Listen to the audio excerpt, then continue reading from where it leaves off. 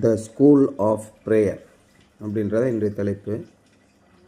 School of ப்ரேயர்னா என்ன? கூட்டமாக கூடி ஜெபிப்பது, அந்த மாதிரி அர்த்தம். No Christian rises any higher than is praying. எந்த கிறிஸ்தவனும் ஜெபத்தினாலே உயர்வதை விட வேறு எந்த விதத்தினாலும் உயர முடியாது. இப்போ நம்ம வியாபாரத்தில் அடுத்தடுத்த நிலைமைக்கு போகணும், நம்ம தொழிலில் அடுத்தடுத்த நிலைமைக்கு போகணும், நம்முடைய படிப்பில் அடுத்தடுத்த நிலைமைக்கு போகணும், நம்முடைய சமூக வளர்ச்சியில் அடுத்தடுத்த நிலைக்கு போகணும். அப்படி போகும்போது எந்த கிறிஸ்தவனும் ஜெபத்தினாலே அல்லாமல் வேறு எந்த விதத்திலையும் போக முடியாது. No Christian rises any higher than is prayer. Everything we are and everything we do for the Lord depends on prayer. நாம் எவ்விதமாக இருக்கிறோமோ அது எல்லாமே, நாம் தேவனுக்கென்று என்ன செய்கிறோமோ அது எல்லாமே ஜெபத்தை பொறுத்து தான் இருக்கிறது. அதான் அவர் வில்லியம் கேரி சொல்லும்போது ரொம்ப தெளிவாக சொல்கிறார். என்ன சொல்கிறார்? தேவனுக்காக மிகப்பெரிய காரியங்களை எதிர்பாருங்கள். இங்கே சர்ச்சு கட்டணும், அங்கே கோயில் கட்டணும், அங்கே காலேஜ் கட்டணும், அங்கே ஹாஸ்பிட்டல் கட்டணும், பெரிய பெரிய காரியங்களை எதிர்பாருங்கள். தேவனுக்காக மிகப்பெரிய காரியங்களை செய்து முடியுங்கள். இதான் சொன்னார். நம்ம ஒன்றுமே இல்லாத ஆள் தான். முந்தின நாள் ஐயர் என்ன சொன்னார் சண்டையில்? தேவன் தம்மை மகிமைப்படுத்தும்படியாக ஒன்றுமில்லாதவர்களை தேர்ந்தெடுத்தார். அதான் பலவான்களை அவமானப்படுத்தும்படி பாலகர்களை அவர் தேர்ந்தெடுத்தார். சின்ன சின்ன பிள்ளைங்களை வச்சு தாவீது ராஜா குட்டி பையன் 13 வயசில் ஒருத்தனை வச்சு போட்டார் பொறு கோலியாத்தை, கொன்னவாயனை வச்சு மோசையை வச்சு பெரிய 40 லட்சம் மக்களை வழி நடத்திட்டு போகிறார். காலைப்பு ஜாஷுவா சின்ன பசங்களை வச்சு அதுக்கு அடுத்து நடத்திட்டு போகிறார். இது மாதிரி அநேக அற்புதங்களை செய்கிறார். நம்மில் அநேகர் பலவான்கள் அல்ல. அதான் பவுல் சொல்கிறார். நம்மளை நிறைய பேர் எல்லாமே உடல் ரீதியாக ரொம்ப பலவீனமானவர்கள் தான்.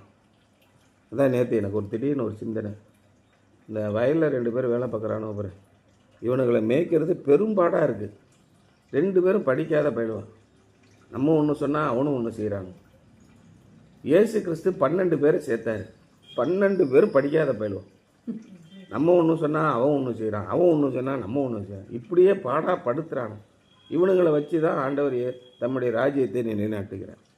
நாளைக்கு நான் என்னுடைய படிப்பு படித்தேன், அதனால் அவர் சும்மா சப்போர்ட் பண்ணார், நான் வளர்த்தேன்னு எவனும் சொல்லிடக்கூடாதுல்ல. அதுக்காக ஒன்றும் அறியாதவர்களை கூப்பிட்டு ஆண்டவர் தம்முடைய சபையை கட்டுகிறார், தம்முடைய கொள்கைகளை பரப்புகிறார். இயேசு கிறிஸ்து செத்து 3ஆவது நாள் இயேசு அப்படியாப்பட்டவர் இப்படியாப்பட்டவர், நீர் பிதாவுடைய குமாரன், ஆக்கும் மூக்குன்னு எல்லாம் கத்துனானுவான். 3 வருஷமோ 3.5 வருஷமோ. அப்புறம் 3 நாள் கழித்து பேதுரு என்ன சொல்கிறான்? சரி அவ்வளோதான், ஆள் போயிட்டான், தரிசாயிட்டான், இனிமேல் நமக்கு ஒன்றும் பொழப்பில்ல. நான் மீன் பிடிக்க போகிறேன், யார் வரீங்க அப்படின்னு கேட்குறான். எல்லா பேரும் சரி வாங்க நம்ம மறுபடியும் பழைய தொழில் ஆரம்பிப்போம், அப்படின்னு மீன் பிடிக்க போகிறோம். ஏன்னா எவ்வளோ பெரிய விஷயத்தை அவர் சொல்லி கொடுத்துட்டு போயிருக்காரு.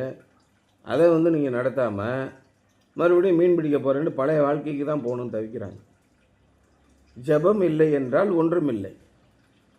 நீங்கள் எப்பேற்பட்ட ஆளாக இருந்தாலும் சரி, நீங்கள் ஜெபம் செய்தால்தான், ஆண்டவரிடத்திலே தொடர்புள்ளவர்களாக இருந்தால்தான் உங்களால் எதுவும் செய்ய முடியும்.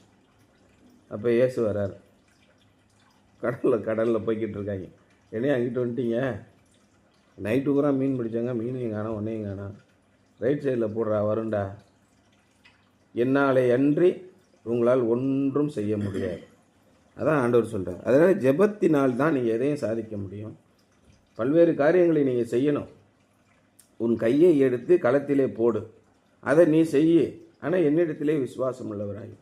அதான் இன்றைக்கி 12வது எனக்கு ரொம்ப பிடிச்சி போச்சு இந்த வசனம். எபிரேயர் 3ஆம் அதிகாரம் 12ஆம் வசனம். சகோதரரே, ஜீவனுள்ள தேவனை விட்டு விலகுவதற்கு ஏதுவான அவிசுவாசம் உள்ள பொல்லாத இருதயம் உங்களில் ஒருவனுக்குள்ளும் இராதபடி நீங்கள் எச்சரிக்கையாய். இந்த அவிசுவாசம் எல்லாருக்குமே வந்துடும்.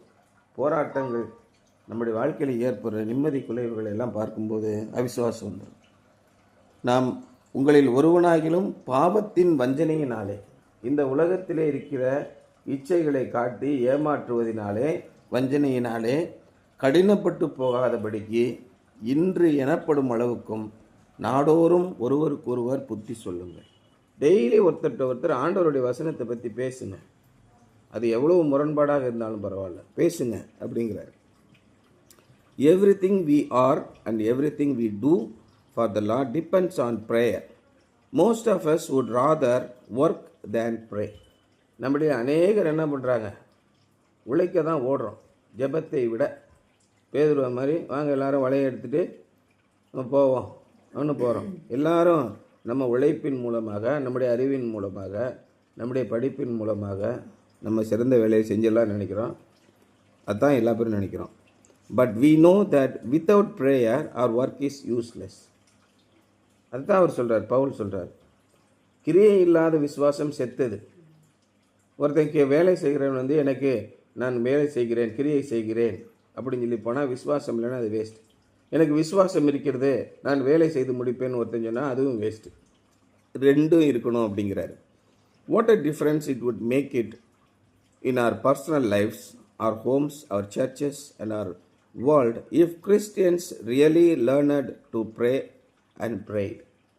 உள்ளபடியே ஆண்டவரிடத்திலே ஜெபிப்பது என்பதை கற்றுக்கொண்டிருந்தால் அது எவ்வளோ பெரிய மாற்றத்தை உண்டாக்கியிருக்கும். இன்றைக்கி சபையில் பாஸ்ட்ரேட் கமிட்டி மெம்பர்ஸ்லாம் கூடி முடிவுகளை எடுப்பார்கள். அடுத்து நம்ம என்ன செய்யணும், சபையில் வந்து இவாஞ்சலிக்கல் மிஷனரி எப்படி போகிறது, அடுத்த வேலைகளை எப்படி செய்வது, பண்டிகை எப்படி நடத்துவது, இப்படின்னு நிறையா பண்ணுவாங்க. அதுக்கு என்ன தேவைப்படும், பணம் தேவைப்படும். இந்த பணத்தை எல்லாம் நாம் எப்படி அடைவது, இப்படி கலெக்ஷன் போடலாம், அவங்ககிட்ட கேட்கலாம் இவங்ககிட்ட கேட்கலான்னு சொல்லுவாங்க. ஆனால் ஜெபித்தால் எந்த மூலையிலேருந்து பணம் வருதுன்னு யாருக்குமே தெரியாது. அப்பேற்பட்ட வாழ்க்கை நம்முடைய வாழ்க்கையில் இருந்தால், நம்முடைய தனிப்பட்ட வாழ்க்கையிலும், நம்முடைய வீடுகளிலும், நம்முடைய சபைகளிலும், நம்முடைய உலகத்திலும் அது எப்பேற்பட்ட மாற்றத்தை கொண்டு வந்து தரும்.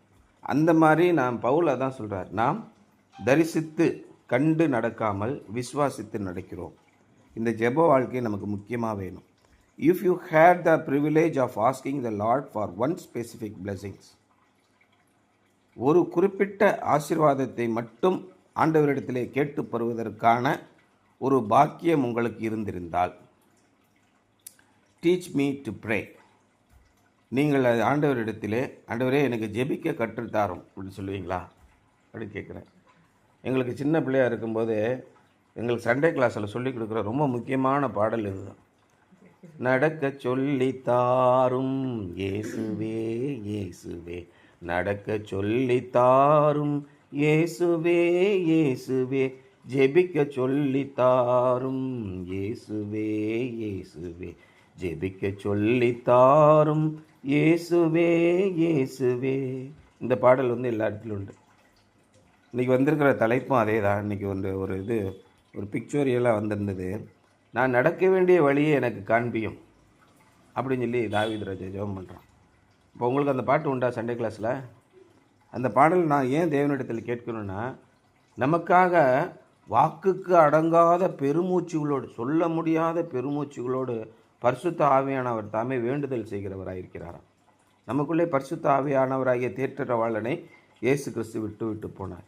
அவர் நமக்காக ஜெபித்து கொண்டிருக்கிறாராம். Most of us would rather work than pray. But we know that without prayer our work is useless. அப்போ நீங்கள் அந்த மாதிரி கேட்பீங்களா ஆண்டவர்கிட்ட போய், if you had the privilege of asking the Lord for one specific blessing. அப்போ வாங்க, உங்களுக்கெல்லாம் ஆளுக்கு ஒரு ஆசீர்வாதம் மட்டும்தான் ஆண்டவர்கிட்ட கேட்க முடியும், நீங்கள் உங்களுக்கு பிடிச்சமான ஒரே ஒரு ஆசீர்வாதத்தை கேட்டு வாங்கிக்கோங்க அப்படின்னு ஒரு வரம் இருந்தால் நீங்கள் என்ன கேட்பீங்க? ஆண்டவரே எனக்கு ஜெபிக்க கற்றுத்தாரும் என்று கேட்பீர்களா? சாலமோன் என்ன கேட்டான்? ஆண்டவரே இந்த பெரிய உங்களுடைய ஜனங்களை வழிநடத்தும்படியாக எனக்கு ஞானத்தை தாருன்னு கேட்டான். ஆண்டவர் ஞானத்தோடு எல்லாத்தையுமே கொடுத்தார் இல்லையா? someone may ask, Lord, teach me how to make money.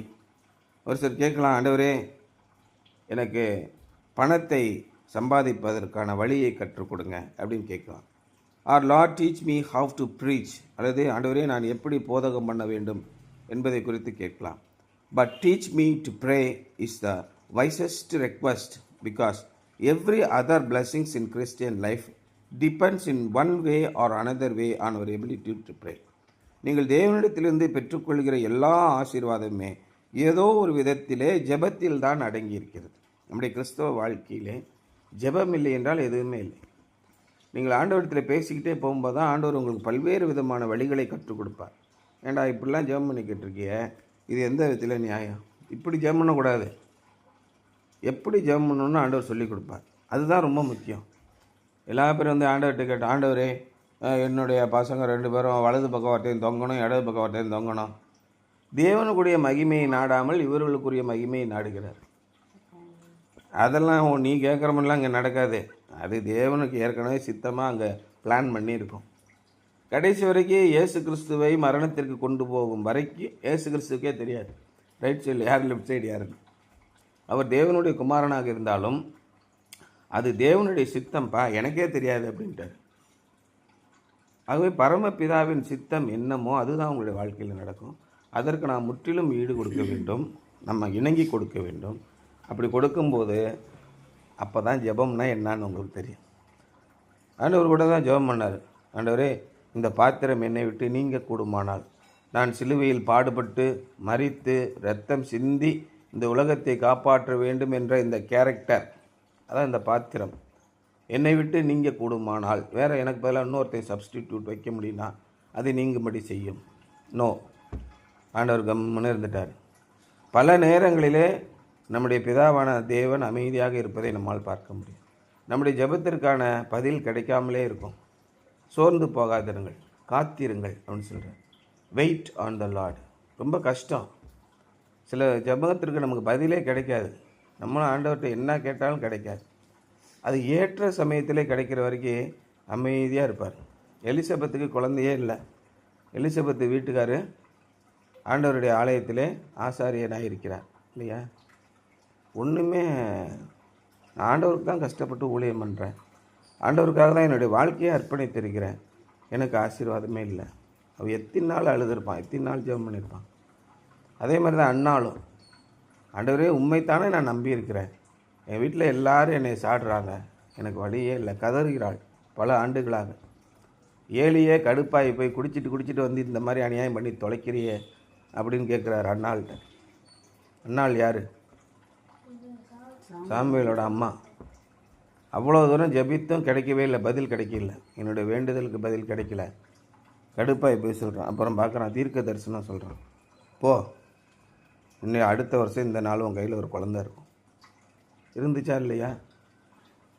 அதே மாதிரி எலிசபெத் என்னாச்சு? முதிர் வயது எண்ணப்பட்ட அவளுக்கு இது 3ஆம் மாதம். எலிசபெத்துக்கு தேவனாலே எல்லாம் கூடும். நம்முடைய நம்பிக்கைகளெல்லாம் எப்பொழுது அற்று போகிறதோ, என்னுடைய வாழ்க்கையில் நான் பார்த்தது என்னென்னா, என்னால் எல்லாம் முடியும்னு எப்போ நான் நினச்சதெல்லாம் முடிஞ்சு போய் என்னால் ஒன்றுமே முடியாது சாமி, இனிமேல் நீ தான் பாருன்னு சொல்கிற போது ஆண்டவர் வேலை செய்வார், நம்முடைய கிரியைகளை செய்வார். அது வரைக்கும் நம்ம செய்கிறதெல்லாம் போய் செஞ்சு பாருப்போ, நான் அப்படி செய்கிறேன் இப்படி போய் செய்ய போ, இப்படியே ஆண்டவர் விட்டுருவார். எல்லாம் முட்டி மோதி கடைசியில் ஆண்டவரே இனிமேல் என்னால் ஒன்றும் பண்ண முடியாது, நீங்கள் பார்த்துக்கோங்க அப்படின்னு சொன்ன உடனே காரியம் நடக்கும். இதுதான் ரொம்ப முக்கியமான விஷயம். The most important part of our lives is the part that only God sees. நம்முடைய வாழ்க்கையிலே மிக மிக முக்கியமான ஒரு பகுதி என்றால் அது தேவன் பார்க்கிற பகுதி, தேவன் தம்முடைய கண்ணால் காண்கிற ஒரு பகுதி. The hidden life of prayer is the secret of an open life of victory. நம்முடைய வாழ்க்கையிலே நாம் ஜெபிக்கிற ஜெபம் இருக்கு இல்லையா, தனிப்பட்ட விதத்திலே அந்தரங்கத்திலே, அதான் இயேசு கிறிஸ்து ரொம்ப தெளிவாக சொன்னார், நீ போய் அந்தரங்கத்திலே யாருக்கும் தெரியாமல் சீக்ரெட்டா உன்னுடைய தேவனிடத்திலே ஜெபி, அப்பொழுது உனக்கு பலன் வெளியரங்கமாக இருக்குன்னு சொன்னார். அதான் இங்கே சொல்கிறார் பாரு. The hidden life of prayer is the secret of an open life of victory. நீங்கள் தனிமையில் இருக்கும்போது ஆண்டவரோடு போராடி கொண்டே இருங்கள். உங்களுடைய கவலைகள் எல்லாம் அவரிடத்திலே சொல்லுங்கள். அப்பொழுது புத்தி கெட்டாத தேவ சமாதானம் உங்களுடைய மனதில் வரும் அப்படி சொல்கிறார். ஏசாத்தான் சொன்னார், நீ போய் கதவை பூட்டிக்க, யாருக்கும் தெரியாமல். இயேசு கிறிஸ்துவே ஜெபிக்கும் போது என்ன பண்ணார்? 12 பேரை சுற்றி இருந்தானோ ஆயிரக்கணக்கான மக்கள் பண்ணாங்க. அவர் ஒரு மலையின் மேலே ஏறி தனிமையிலே ஜெபம் பண்ணினார்னு. தனியாக போயிட்டார், அப்படியே வாக்கிங் போயிட்டு ஆண்டவரோடு பேசிக்கொண்டே இருக்கிறார். இப்படி தனிப்பட்ட விதத்திலே ஜெபிக்கிறவர்களுடைய வாழ்க்கையில் தோல்வியே இருக்காது. The hidden life of prayer is the secret of an open life of victory. The school of prayer has 4 steps and each step emphasizes a particular lesson about prayer. இந்த ஜெப பாடசாலை என்பதிலே 4 படிகள் இருக்கின்றன. ஒவ்வொரு படியும் என்ன சொல்லுது, ஒரு முக்கியமான பாடத்தை நமக்கு கற்றுக் கொடுக்கிறது. First we must pray. முதலாவது நாம் ஜெபித்தே ஆக வேண்டும். நிறைய கிறிஸ்டியன் போகும்போது அப்படியே போயிடுவான், ஒரு சிலுவையை போட்டுட்டு ஓடுவான் அந்த இயேசுவை பார்த்தோன்னே. இது ஜெபம் இல்லை, நாம் ஜெபித்தே ஆக வேண்டும். And then pray in the will of God.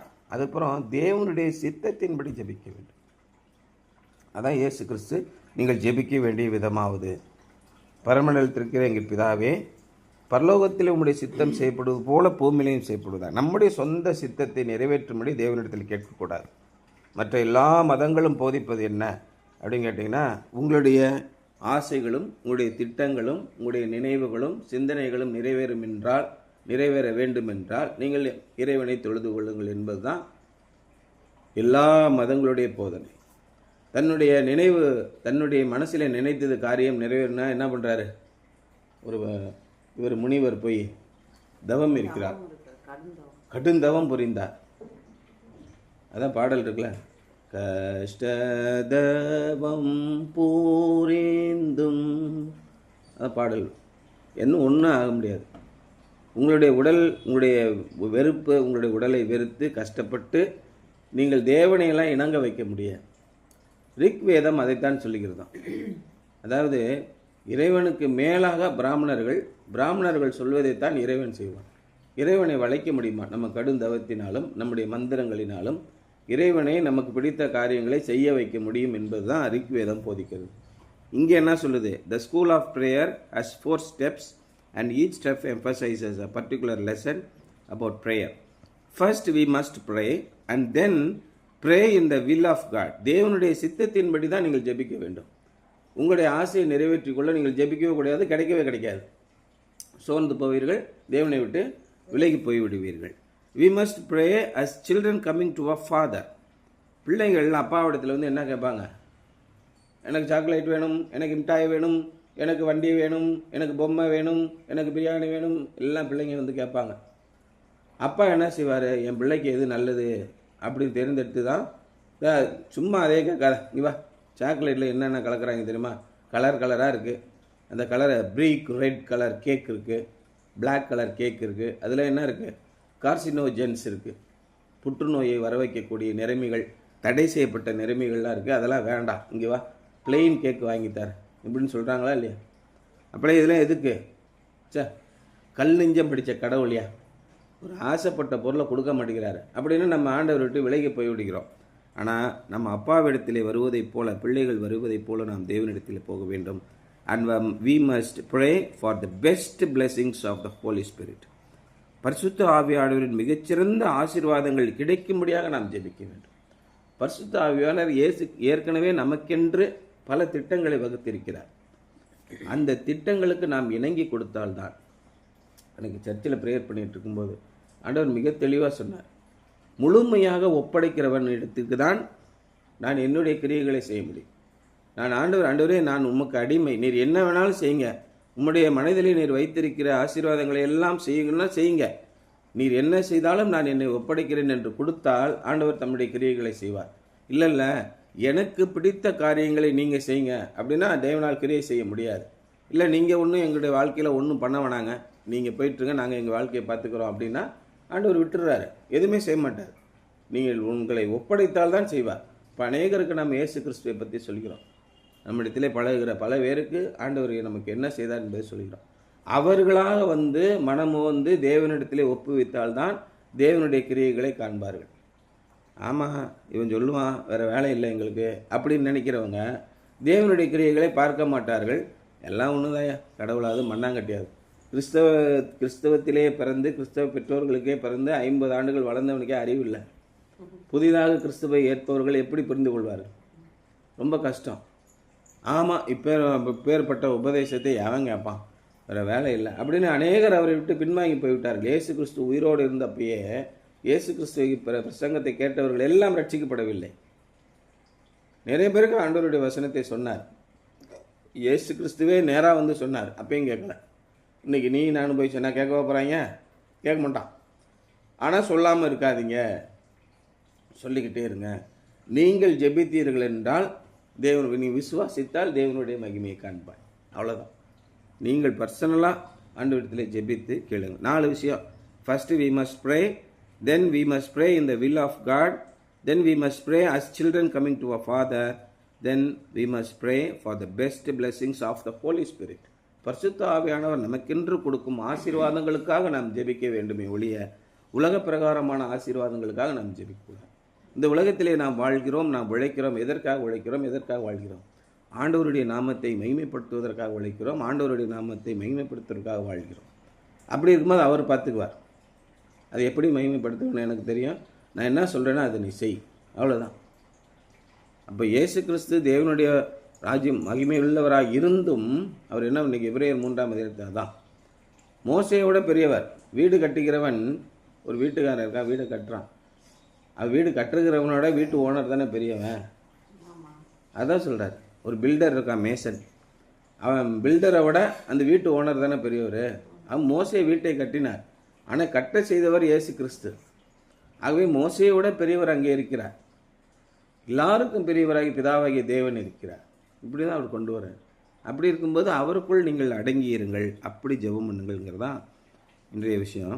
மத்தேயு 7:7 பாருங்களேன். Ask and it will be given to you. கேளுங்கள், அப்பொழுது உங்களுக்கு கொடுக்கப்படும். Seek and you will find. தேடுங்கள், அப்பொழுது கண்டடைவீர்கள். Knock the door, you will be open to it will be open to you.